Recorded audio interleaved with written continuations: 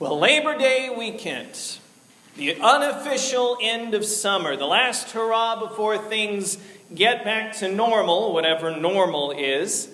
And as I said earlier, Labor Day was created as a day to honor the American worker by giving him a day off, by giving her an opportunity to rest and enjoy the civilization that she helped build. Resting from one's labors to enjoy what one has built. That sounds awfully familiar to me. It reminds me of this passage from Genesis. God saw all that he had made, and it was very good.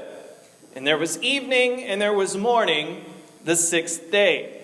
Thus the heavens and the earth were completed in all their vast array. By the seventh day, God had finished the work he had been doing. So on the seventh day, he rested from all his work. Then God blessed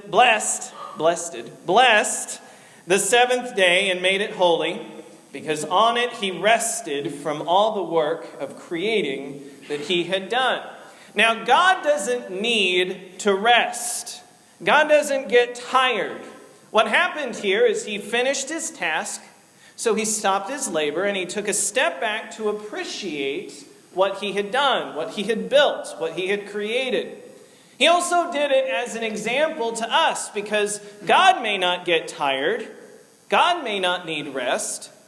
But I don't know about you, but I do. We all need rest. We're finite creatures. We have limited stores of energy, so we all need rest. And so God was showing us by example that we should rest. The word rest pops up in a few interesting places in the Bible. For instance, God promises Moses, "My presence will go with you, and I will give you" what? Rest. Even more notably, Jesus says in the New Testament, "Come to me, all you who are weary and burdened, and I will give you rest. Take my yoke upon you and learn from me, for I am gentle and humble in heart, and you will find" what? Rest for your souls. Rest is a big deal in the Bible. In fact, it's such a big deal that God made a rule about it. He says in Exodus, "Remember the Sabbath day by keeping it holy. 6 days you shall labor and do all your work, but the seventh day is a Sabbath to the Lord your God. On it you shall not do any work, neither you, nor your son or daughter, nor your male or female servant, nor your animals, nor any foreigner residing in your towns." Now the word Sabbath, or Shabbat, means ceasing. The Sabbath was a day to cease all work, to rest from one's labor. Now Jesus clashed with some of the religious authorities of his day because he healed on the Sabbath. Healing was seen as a kind of work. And Jesus healed anyway on the Sabbath. But Jesus' reply to their criticism was this. He said, "The Sabbath was made for man, not man for the Sabbath." Let's get something clear. The Sabbath is not something to be used as a tool of oppression. And it's certainly not something to be used as an excuse to abandon people to their suffering. And some people, especially today, have crucial jobs and have to work even on the Sabbath. I'm thinking in particular of doctors, nurses, police officers, first responders of any kind. But the Sabbath is a gift of God, and it's meant to be enjoyed and not withheld from anyone. And even those who do work on the Sabbath should observe it on another day of the week. It should be a priority, not a burden, but a priority for one's own good and for one's own spiritual, physical, emotional, and psychological health. Now, the Jews have a name for the gift that we're meant to experience on the Sabbath: Shalom. Now, that's how Hebrew speakers greet one another. That's what they say instead of hello. They say shalom, peace, well-being, wholeness. That's what shalom means. It doesn't mean merely peace, as many of us think. It means complete and total wholeness and well-being. On the Sabbath, Jews might greet each other by saying Shabbat Shalom, which essentially means, may you dwell in completeness on this Sabbath day. The Sabbath is a day to experience God-given wholeness through rest. And rest is unfortunately something that is in short supply in our society today. Our world is fast-paced and busy. People brag about how busy they are. They wear it as a badge of honor. Meanwhile, people who aren't busy are often viewed as lazy or as wasting time. I pastored a large youth ministry at my previous church, and you would not believe how busy high school students are. Athletes and performing arts kids in that community alike were insanely busy. One student, for instance, would get up early in the morning, go to school, stay after school for show choir practice, go to musical rehearsal after that, and then go home and stay up doing homework until the wee hours of the morning. And he was proud of this. He wore that as a badge of honor. Now, don't get me started on sports on Sundays. Kids missing church to go play sports has been a thorn in my side for several years now, and to me, it's a sad reflection of our society's misplaced priorities. But before we get too hard on society today, let's be honest with ourselves. Workaholism has been around for generations. Celebrating people who overwork themselves, people who work ridiculous numbers of hours each week, people who don't have a proper healthy work-life balance, people who don't draw appropriate boundaries. We honor that. And people wear it like a badge of honor. And that's been a problem in our society for a long time. Now, don't get me wrong. A strong work ethic is a very good thing. But making life all about work and never giving yourself room to rest is neither healthy nor is it what God made us for. What God made us for is shalom, wholeness, completeness, peace. And we can never experience shalom if we're constantly in motion. But understand, there's more to observing Sabbath than simply ceasing our labors. There's a purpose behind the Sabbath. There's a meaning and a significance. There's something that we're supposed to draw our attention to during our time of Sabbath rest. Let's revisit the commandment that God gave Moses. Remember the Sabbath day by keeping it holy. 6 days you shall labor and do all your work, but the seventh day is a Sabbath to the Lord your God. On it you shall not do any work, neither you, nor your son or daughter, nor your male or female servant, nor your animals, nor any foreigner residing in your towns. For in 6 days the Lord made the heavens and the earth, the sea, and all that is in them. But he rested on the seventh day.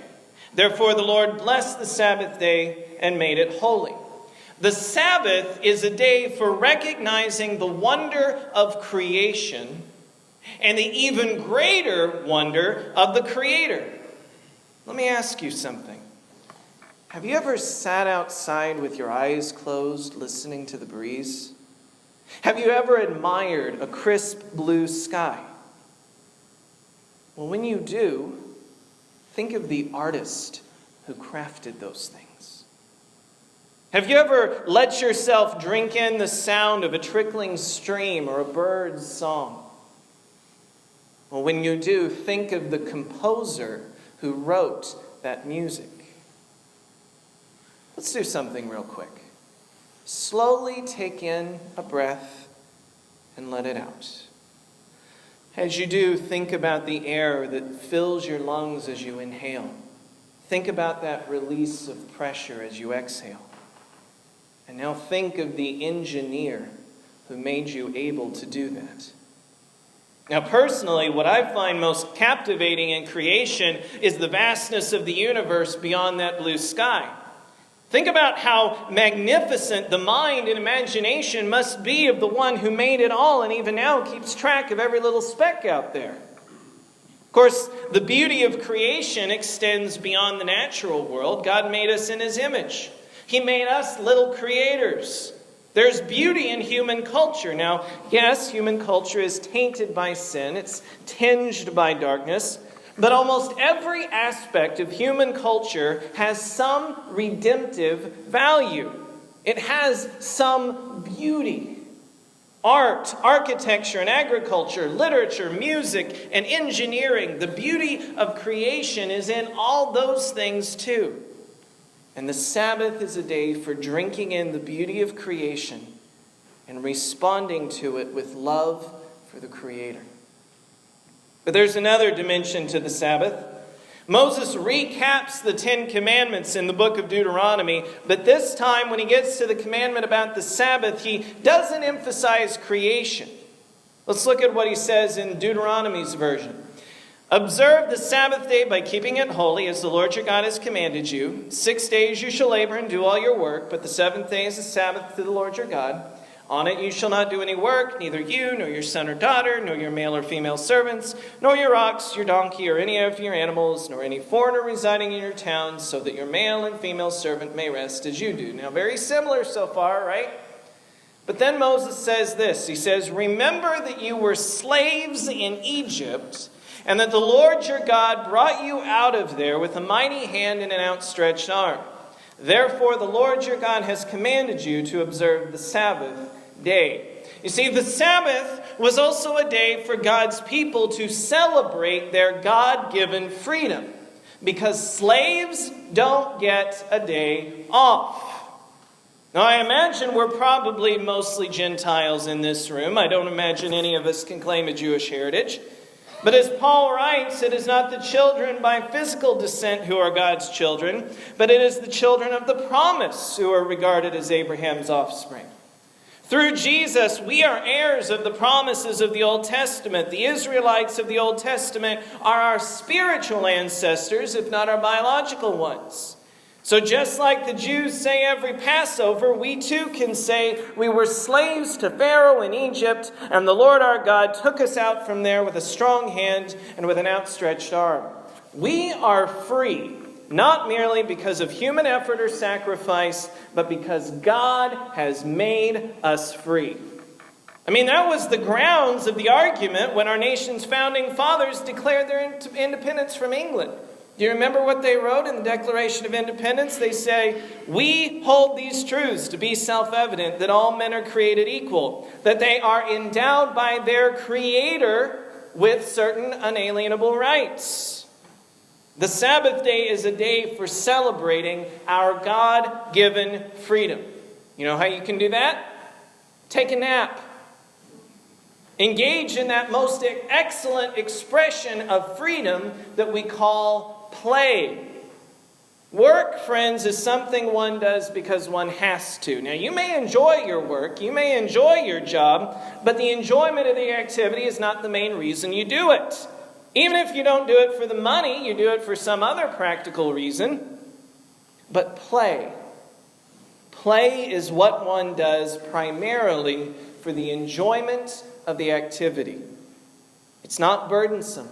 It's not drudgery. It is a pure and beautiful expression of freedom. And the Sabbath is the day for celebrating our God-given freedom.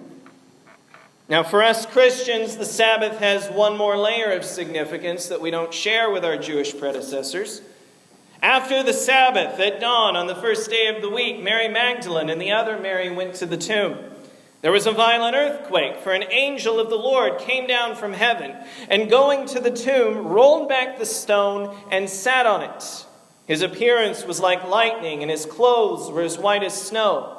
The guards were so afraid of him that they shook and became like dead men.